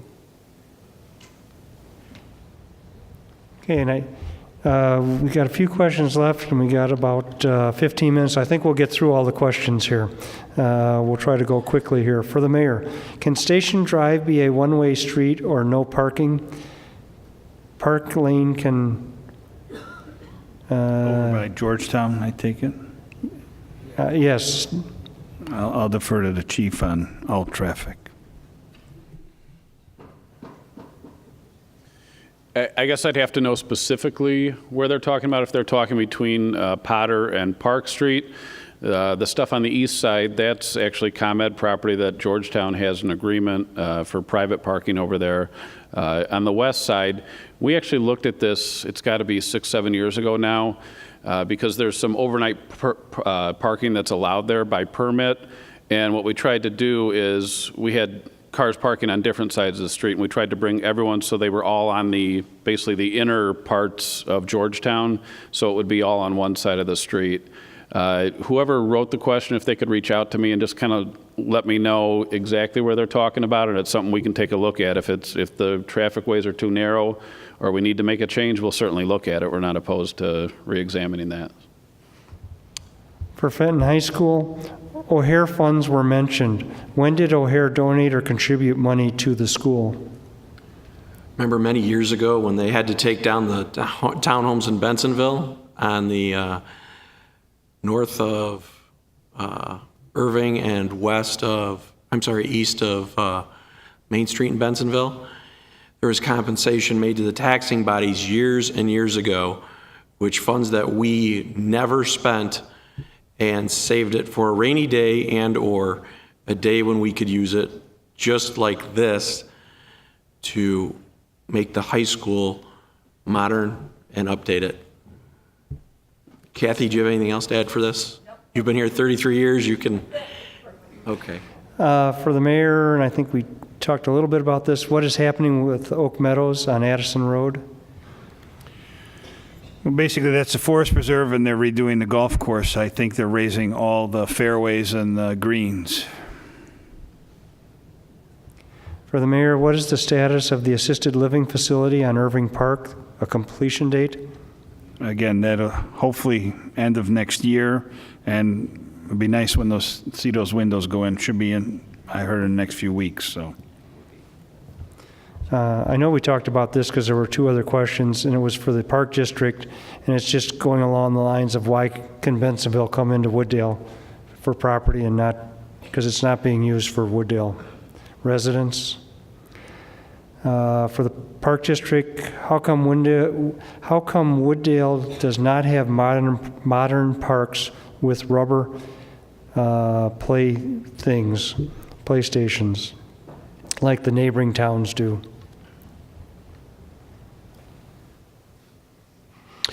As Commissioner Stimson mentioned in his speech, we did a comprehensive review and master plan, and it identified, and one of the major recommendations was park renewal.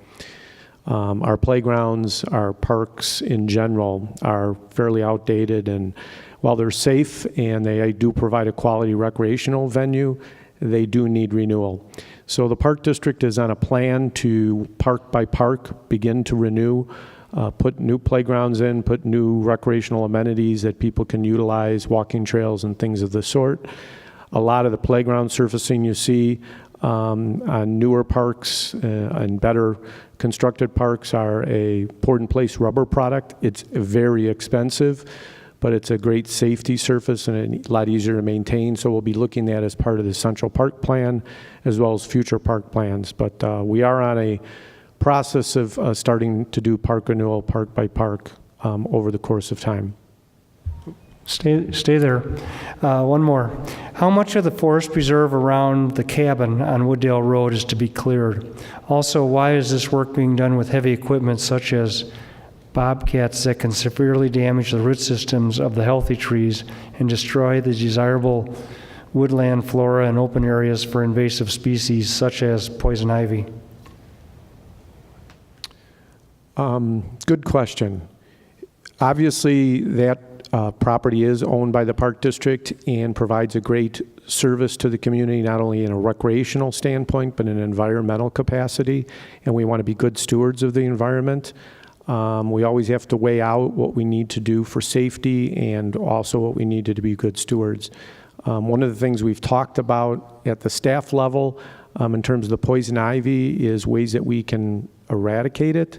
One of the things that's being done in some park districts, it's kind of a wild thing, but it's, I think, a very proactive and environmentally responsible thing, is bringing in goats. Goats eat poison ivy and they don't get damaged by it like humans do. So park districts have been fencing off part of their parks and forest preserves, bringing in goats for a period of time, and so that's something we actually are going to be talking about. But in general, when we get trees down, we have to use heavy machinery for safety, and we try to be responsible about it as best we can. I can hear the next question. Is there an ordinance against farm animals brought into the village limits? Oh, just kidding. Good news for everybody up here, but the mayor, he gets all the last questions, so you can all breathe easier. For the mayor, why is the black algae so prolific now?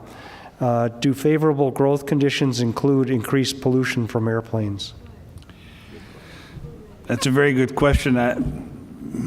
It took a while to get the IEPA out here. They didn't even test anything. They just looked at it and said it's common algae, and they gave us a website that'll tell you how to clean it.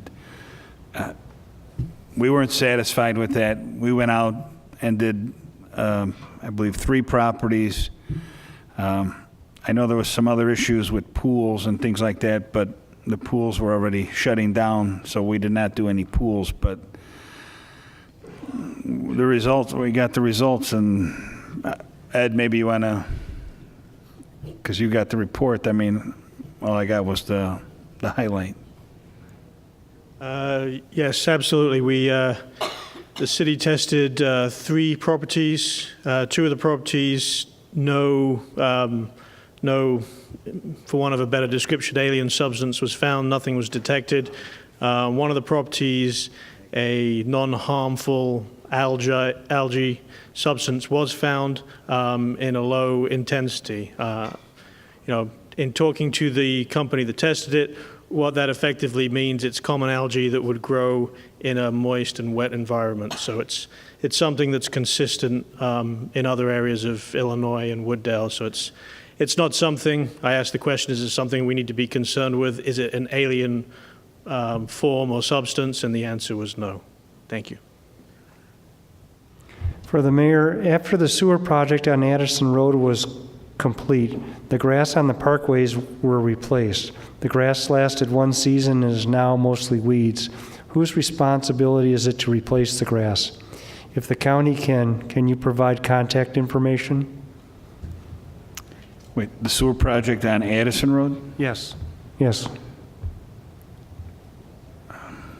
Matt, do you want to answer that? I mean, does it say if the grass took or? It lasted for 1 season. Well, if it's part of our project area, I guess we can go back and take a look at it and see what we can do for over the winter and for next spring. If it's outside the project area, Addison Road is county right-of-way, and we can contact the county, but we'll go out there this week and take a look at it and see what we can do. For the mayor, there's an abandoned property on the east side of South Cedar Street. It's been unoccupied for at least 4 years. It can be identified by the open window on the 2nd floor over the garage. The window has been open for 4 years.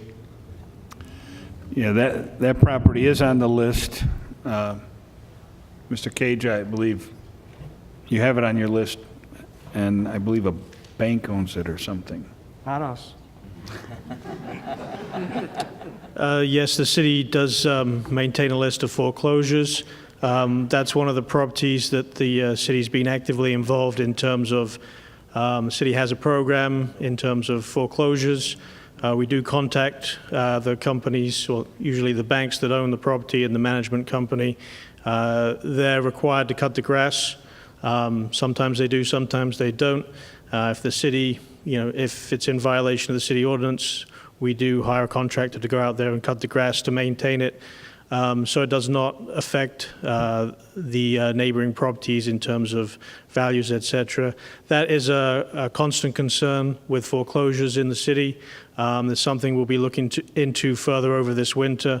We have a master list. We're going to maintain and update that, and we will be contacting the owners of those properties. Certainly, my plan would be to contact them in the winter, so that would be January, February of 16, let them know what their responsibilities are in terms of the city and for also their neighboring residents, and they need to take care of them, and if they don't, we'll be following up with them. Thank you. Last question for the village. If the police cannot enter private property to issue tickets and citations, how can they enter private property to protect citizens? Interesting. Chief? Well, there's a difference if we are in a community caretaking function versus a enforcement function. If we get a response or a call for someone suspicious walking through a neighborhood, or someone reporting something happening at their house, or we have a reason to go on lawful reason to go on a property, we certainly can. But the discussion was had many years ago, and some towns will actually go onto private property, onto residents' driveways, and go enforce city stickers. There was a neighboring town that did that a few years ago that caused quite an uproar, and that decision was made back then that just enforce city stickers, probably not the role, nor, to be able to do that throughout the whole town, you're talking a lot of manpower just to do that in addition to handling the regular calls. So we seek compliance. Funny story, I ran into a resident today who she was moving in and their car was parked on the street while they were moving in. Obviously there wasn't a moving truck, we didn't know, and they got a city sticker ticket on their first day in town. They have a right to protest that, and we saw they had just moved in, and obviously we would void that ticket. But I'll assure you our officers are out there looking, and when they do see someone that's parked on public property or in a parking lot such as a grocery store that is a city registered to the city of Wooddale and doesn't have a sticker, they are taking enforcement action where appropriate.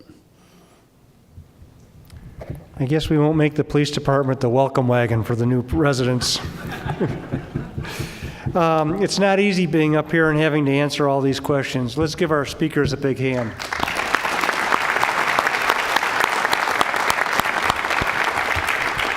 My apologies to the fire district for no questions. We'd also like to thank you, the audience, for your participation in the Shape of Wooddale Town meeting. We look forward to hosting this program next year. Please watch Channel 19 for a broadcasting of this evening, and you can also watch the City Wooddale channel. We'll try to get it put on there also. Please help yourself to the coffee and cookies. Thank you, good night, and see you next year. Thank you.